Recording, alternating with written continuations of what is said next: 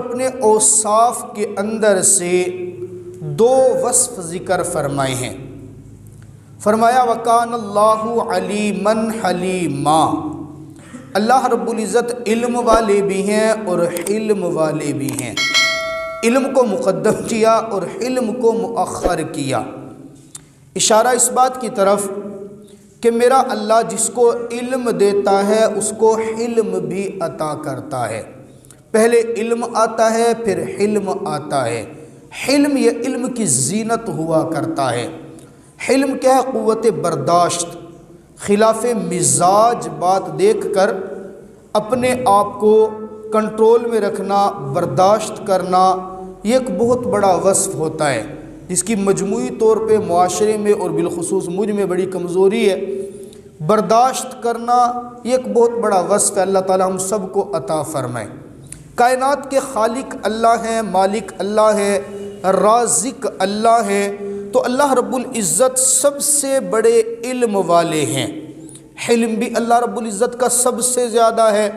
آپ دیکھیں بے شمار نعمتیں رب تعالیٰ کی استعمال کرتے ہیں، بے شمار عنایتیں ہمارے اوپر ہیں، شب و روز ہم اللہ رب العزت کی بے شمار نعمتیں کھاتے ہیں، اور کھانے کے بعد ناشکریاں، بے قدریاں، اللہ رب العزت کی عبادت نہ کرنا، گناہوں کے اندر زندگی گزارنا، اس کے بارے میں ہر ایک ہم میں سے سوچ سکتا ہے۔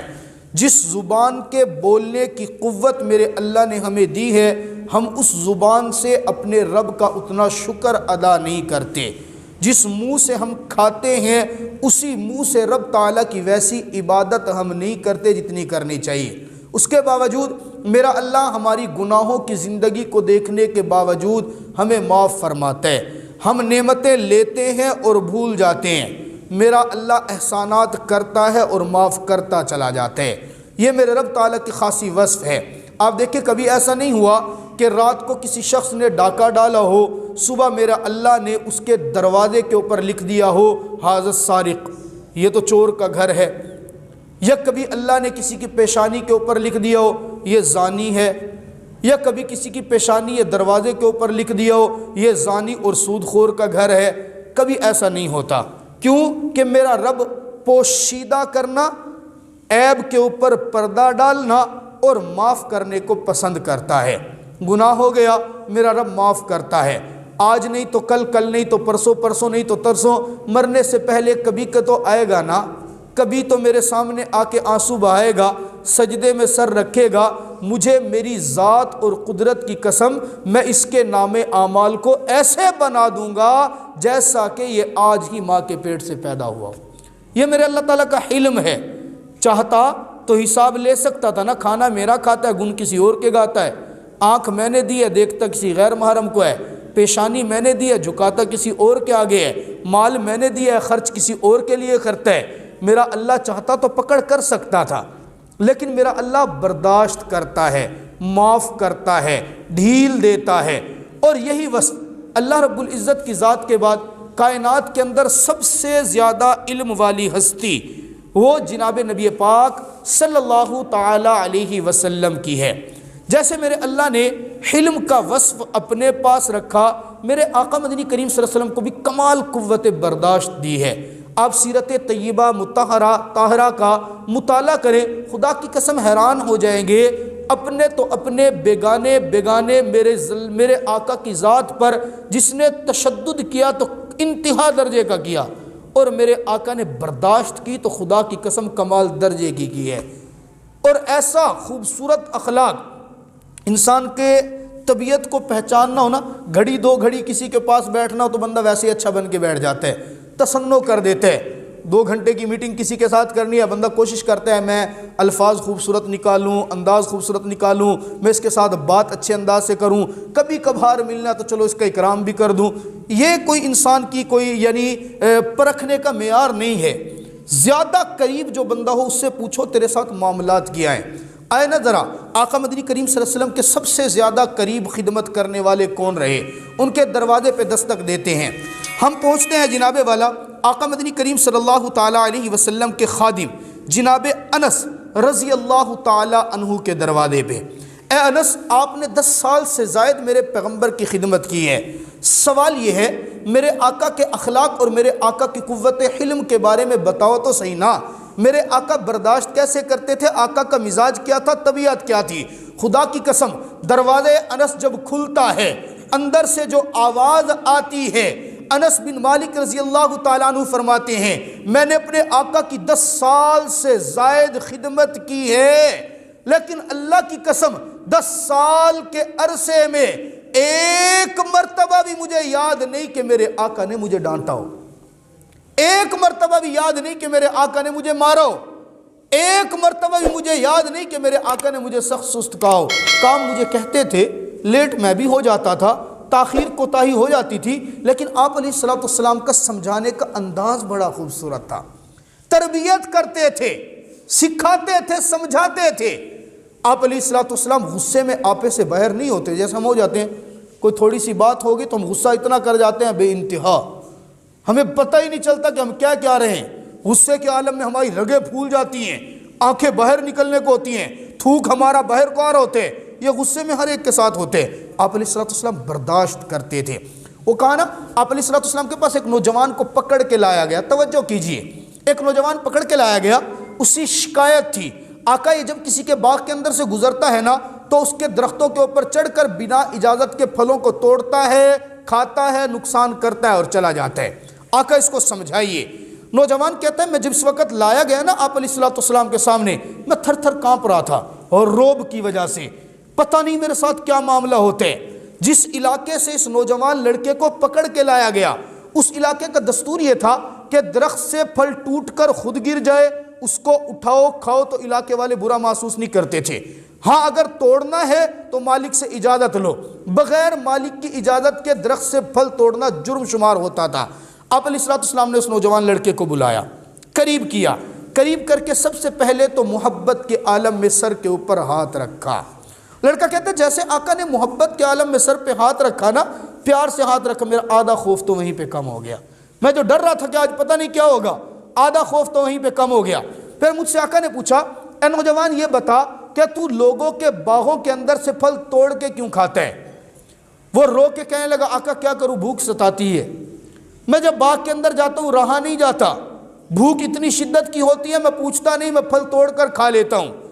اقرار جرم کر لیا، فرد جرم عائد ہو سکتی ہے، جرم تسلیم کر رہے، آقا میں باغ میں آتا ہوں مالک سے اجازت لیے بغیر توڑ کر پھل کو کھا لیتا ہوں، وجہ کیا ہے کہ بھوک ہوتی ہے، میں اجازت نہیں لے پاتا، ہم میں سے کوئی ہوتا تو ہم یقیناً اس کا وہ حشر کرتے کہ اس کی نسلیں یاد رکھتی، لیکن خدا کی قسم پیغمبر کے انداز تربیت دیکھے، ایک مجرم جرم تسلیم کر رہے اور خود مان رہے آقا میں نے پھل توڑ کر کھائے ہیں، آقا پیار سے قریب کر کے بلاتے ہیں بیٹا اس علاقے کے اندر اگر تجھے بھوک زیادہ لگی ہے کبھی باغ کے اندر سے گزرے نا جو پھل ٹوٹا ہوا زمین پر پڑا ہو لوگ اس کو اٹھا کر کھانے کو عیب نہیں سمجھتے، وہ کھا لیا کر، لیکن آج کے بعد کبھی مالک کی اجازت کے بغیر درخت سے پھل توڑ کر نہیں کھانا۔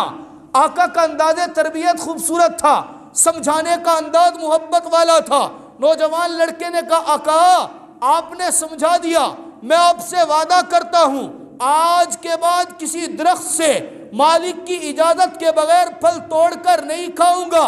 لکھنے والوں نے لکھا میرے آقا خوش ہوتے ہیں، لڑکے کو قریب کرتے ہیں، سینے کے اوپر نبوت والا ہاتھ رکھتے ہیں، ہاتھ رکھ کر آسمان کی طرف نظر اٹھا کر دعا کرتے ہیں اللہ اس نوجوان کے فقر کو ختم کر دے، اللہ اس نوجوان کی بھوک کو مٹا دے۔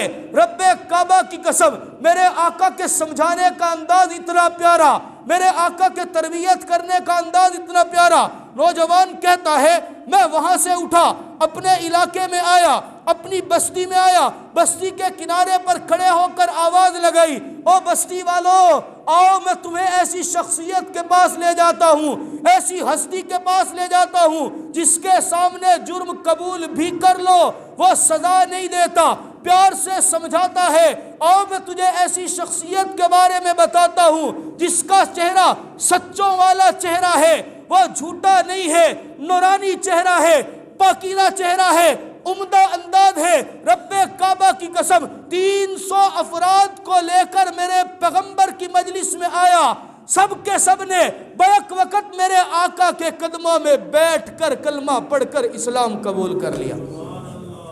انداز تربیت اور میرے آقا کے سمجھانے کے انداز، آقا نے برداشت کیا نا، مجرم کا جرم دیکھ کے جرم سے نفرت نہیں کی، مجرم سے نفرت نہیں کی، بلکہ پاس بٹھا کے پیار سے سمجھایا ہے۔ ایسا نہیں کہ آج تو پھنس گیا نا، آج تو تجھے لکڑی لگنی ہے، آج تو تیرے کپڑے بھی اتر نہیں ہو، جیسے آج کل ہمارے معاشرے میں چل رہے۔ اچھے لوگ بھی ہیں، ورنہ عموماً ترتیب یہی ہے، جو پکڑا گیا نا اس کی تو خیر نہیں ہے، ایک مرتبہ تو وہ حال کر کے چھوڑیں گے نا اس کا کہ بس اللہ تعالیٰ معاف فرمائے۔ کافی سارے لوگ یہاں جانتے ہیں ماشاءاللہ، سیکڑا صاحب جانتے ہیں، ساری زندگی سروس میں گزری ہے، حاجی غلاب صاحب بھی جانتے ہیں، جو حال یہاں پہ کیا جاتا ہے اللہ تعالیٰ معاف فرمائے۔ تربیت کی ضرورت ہے۔ آپ علیہ السلام مسجد میں بیٹھے ہیں، مشہور واقعہ ہے، میرے آقا مسجد کے اندر بیٹھے، ایک یہودی عربی آیا، دیہاتی آیا، اپنی چادر لی، میرے آقا کی گردن کے اندر چادر ڈال لی، اور چادر ڈال کے دونوں ہاتھوں سے یوں کسا، زور لگایا۔ ہمیں تو کوئی اونچی آواز سے بول پڑے گالی نہ دے، بس اونچی آواز سے کہہ دے اوئے، ہم لڑ پڑتے ہیں، اوئے کیوں کہا، بدتمیزی سے کیوں بولا، یہ ہمارا برداشت، ہمارا ظرف ہے۔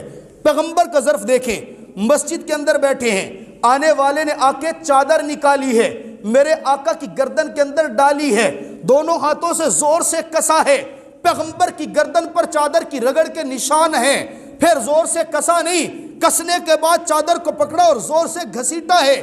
میرے پیغمبر کے جانثار صحابہ اٹھے ہیں، جھپٹا مار کر پکڑ لیا ہے، دیہاتی سامنے ہے، جرم کیا، جرم بھی میرے آقا کے ساتھ، جرم بھی قبول، مجرم بھی موجود، آقا کے جانثار صحابہ نے پکڑ بھی لیا، گرفتار بھی ہے۔ جناب عمر تلوار نکالتے ہیں، آقا اجازت دیجئے نا، آپ کی ذات پر اس نے حملہ کیا، آقا ایک اشارہ کیجئے، رب کعبہ کی قسم اس کی گردن میں اس کے تن سے جدا کر کے رکھ دوں گا، لیکن قربان محمد عربی کی ذات پر صلی اللہ علیہ وسلم آقا سامنے بٹھاتے ہیں، پوچھتے ہیں عربی یہ تو نے کیا کیا؟ کہا مانتا ہوں میں نے جرم کیا۔ کہا کیوں کیا؟ آقا جانتا ہوں کیوں کیا۔ کہا تجھے پتہ ہے نتیجہ کیا ہوگا؟ کہنے لگا ہاں پتہ ہے نتیجہ کیا ہوگا۔ آقا فرماتے ہیں بدلہ لوں گا، توجہ کرنا، آقا نے فرمایا بدلہ لوں گا، تو نے میری گردن میں چادر ڈالی، مجھے تکلیف دی، نشان پڑے، صحابہ کے قبضے میں تو ہے، اب تو میں بدلہ لوں گا نا۔ میرے دوستو مجرم تھا، چاہیے تھا کانپ جاتا، لیکن خدا کی قسم دیہاتی سامنے بیٹھ کر مسکرا رہا ہے۔ آقا پوچھتا ہے جرم بھی کرتا ہے، پکڑا بھی جاتا ہے، سامنے بیٹھ کے مسکراتا بھی ہے، میں تو تجھ سے بدلہ لوں گا۔ مسکرا کے کہتا ہے آقا مجھے پتا ہے آپ کی قوت برداشت آپ کے غصے کے اوپر حاوی ہے، آپ کبھی دشمن سے بدلہ نہیں لیا کرتے۔ آقا نے اس کا کمال، اس کا اعتماد دیکھا، مسکرا کے کہا اچھا جا تجھے میں رب کی رضا کے لیے معاف کرتا ہوں۔ اللہ کی قسم سیرت نگار والوں نے لکھا، سیرت لکھنے والوں نے لکھا، جیسے میرے نبی نے کہا جا تجھے رب کی رضا کے لیے معاف کیا، وہی میرے آقا کے قدموں میں گرا، کلمہ پڑھ کر مسلمان ہو گیا۔ ہے نا کوئی دکھائے نا ایسا کمال۔ ہمیں تو کیا ہوتا ہے کوئی اونچی آواز سے بولے میں نہیں برداشت کرتا، سیدھی بات ہے، ہمیں کوئی اونچی آواز سے کوئی گالی دیتے ہم سے برداشت نہیں ہوتا۔ آپ علیہ السلام نے معاف کرنے کا انداز، تربیت کا انداز دکھایا۔ ذات پہ انسان بسا اوقات یوں بھی کر لیتا ہے، ذات پہ حملہ ہونا وہ بھی برداشت کر جاتے ہیں، لیکن اولاد پہ حملہ ہو برداشت نہیں ہوتا۔ اولاد بھی پھر بیٹیوں کو کوئی کچھ کہہ دینا اللہ کی قسم برداشت نہیں ہوتا۔ بیٹیوں والوں سننا ذرا غور سے، کسی کی بیٹی کو کوئی ترچھی نگاہ سے دیکھ لینا، انسان کہتا ہے میں مر جاؤں کچھ بھی ہو جائے لیکن اس کو زندہ نہیں چھوڑوں گا۔ آپ علیہ السلام کی بیٹی حضرت زینب رضی اللہ تعالیٰ عنہ، حضرت زینب، آقا فرماتے ہیں میری اس بیٹی کو دین کے لیے جتنی تکلیفیں دی گئی کسی اور کو نہیں دی گئی۔ آقا مکہ سے مدینہ ہجرت کر کے چلے گئے، ان کا نکاح ہوا تھا ابو العاص کے ساتھ۔ ایک وقت کے بعد ابو العاص نے کہا کہ میں تجھے اختیار دیتا ہوں، چاہتی ہے تو میرے ساتھ مکہ میں رہ لے، نہیں چاہتی تو اپنے باپ کے پاس مدینہ ہجرت کر کے چلی جا۔ انہوں نے کہا میں اپنے باپ کے پاس مدینہ ہجرت کر کے جاؤں گی۔ اب ہجرت کرنے کے لیے اونٹ کے اوپر سواری کے اوپر بیٹھ کر مکہ سے باہر نکلے۔ ادھر سے میرے آقا نے صحابہ کرام کو بھیج دیا جاؤ مدینہ سے باہر نکلو، میری بیٹی کا استقبال کرنا، میری لخت جگر آ رہی ہے استقبال کر کے لاؤ۔ اللہ کا کرنا ایسا ہوا یہ اونٹ کے اوپر بیٹھے جا رہی تھی، ادھر ابو سفیان جو ابھی تک کلمہ پڑھ کے مسلمان نہیں ہوئے، پتہ چلا کہ محمد عربی، سب کہہ دینا صلی اللہ علیہ وسلم کی بیٹی آج دن دہاڑے ہجرت کر کے جا رہی ہے۔ کافر تھا، سردار تھا، ناک کے اوپر مکھی نہیں بیٹھنے دیتا تھا، فوراً اکڑ گیا، یہ ہماری عزت کا مسئلہ ہے، نبی کی بیٹی دن دہاڑے اگر ہجرت کر جائے گی تو ہماری تو بےزتی ہو جائے گی۔ اپنے لشکر کو لے کر باہر نکل آیا، اونٹ کے سامنے آ کے کھڑا ہو گیا، نہیں جانے دوں گا۔ کہا نہیں جانے دے گا تو کیا کرے گا؟ اشارہ کیا، ایک شخص جو حضرت زینب رضی اللہ تعالی عنہا کا سگا کزن تھا، اس کو آگے کیا، حبار بن الاسود نام ہے، تلوار نکالتا ہے، اونٹ کے آگے والے پاؤں کے اوپر والی جگہ پہ وار کرتا ہے۔ آپ اندازہ کریں، اونٹ تو غیر ذویل عقول ہے، جب اس کے اوپر وار کیا تو اونٹ اچھلا۔ اونٹ جب اچھلا تو حضرت زینب رضی اللہ تعالیٰ جو پشت کے اوپر بیٹھی ہوئی تھی، حاملہ تھی، پیٹ کے اندر بچہ تھا، جیسے اونٹ اچھلا تو حالت حمل کے اندر وہیں اونٹ کے اوپر سے زمین پہ گری۔ آپ اندازہ کریں کہ اس باپ کے دل پر کیا گزرا ہوگا کہ جس نے یہ دیکھا کہ میری بیٹی کو اونٹ سے نیچے گرا دیا گیا، جس کے پیٹ کے اندر ایک اور بچہ بھی ہے، حالت حمل کے اندر کیا تکلیف صحیح ہوگی۔ اسی وجہ سے بچہ ضائع ہو جاتا ہے۔ اس وقت مکہ سے مدینہ جانے میں 15 دن لگتے تھے، اسی تکلیف کے اندر مدینہ منورہ پہنچتی ہیں۔ رب کعبہ کی قسم، حضرت زینب رضی اللہ تعالیٰ عنہ کی حالت دیکھ کر میرے آقا جب اپنی بیٹی کی زخمی حالت دیکھتے ہیں، نبوت کی آنکھ سے آنسو نکل پڑتے ہیں۔ میرے آقا روتے ہوئے بیٹی کو سینے سے لگاتے ہیں۔ پھر یہی تک نہیں، بچہ بھی ضائع ہوا، بیٹی بھی زخمی ہوئی، اور زخموں کی تاب نہ لاتے ہوئے اسی واقعہ کی وجہ سے حضرت زینب رضی اللہ تعالی عنہا دنیا سے چلی جاتی ہے۔ لیکن رب کعبہ کی قسم، میرے محمد عربی کا اخلاق دیکھیے، میرے محمد عربی کی تربیت دیکھیے، میرے محمد عربی کی قوت برداشت دیکھیے۔ فتح مکہ کے موقع پر وہی حبار بن الاسود جب مکہ فتح ہوتا ہے، چھوڑ کر مکہ بھاگ رہا ہے۔ کسی نے پوچھا بھاگتا کہاں ہے؟ کہا بھاگتا اس لیے ہوں، میں نے محمد کی بیٹی کو تکلیف دی تھی، اور بیٹیوں کو جب تکلیف دی جائے باپ برداشت نہیں کیا کرتا۔ آج یقیناً محمد مجھ سے بدلہ لے گا۔ کسی نے مسکرا کے کہا، او پاگل تجھے پتہ ہی نہیں ہے، محمد تو وہ کملی والا ہے جو اپنی ذات پر، اپنی خاندان والوں پر تکلیف دینے والوں سے بدلے نہیں لیا کرتا، رب کی رضا کے لیے معاف کر دیا کرتا ہے۔ کہا تو بھی اس طرح کر، جا پیغمبر کی خدمت میں جا۔ کہا میں جاؤں گا، پتہ نہیں معاف کرے۔ کہا جا قسمت آزمات کے تو دیکھ۔ آیا، میرے آقا کی مجلس کے اندر آیا، فتح مکہ کا موقع ہے، میرے آقا قوت میں ہے، طاقت میں ہے، جانثار جماعت موجود ہے، صحابہ موجود ہے، چاہتے تو بدلہ لے سکتے تھے، لیکن بیٹیوں والوں دل پر ہاتھ رکھ کر جملے پر غور کریں۔ میرے آقا نے اپنی بیٹی کی ذات کو تکلیف دینے والے کو بھی رب کی رضا کے لیے معاف کر دیا۔ پھر معافی کا عالم کیا ہوا؟ وہی قدموں میں گرا، میرے آقا کا کلمہ پڑھ کر مسلمان ہو گیا۔ اللہ رب العزت ہم سب کو سمجھنے کی اور وقت پہ آنے کی توفیق عطا فرمائے۔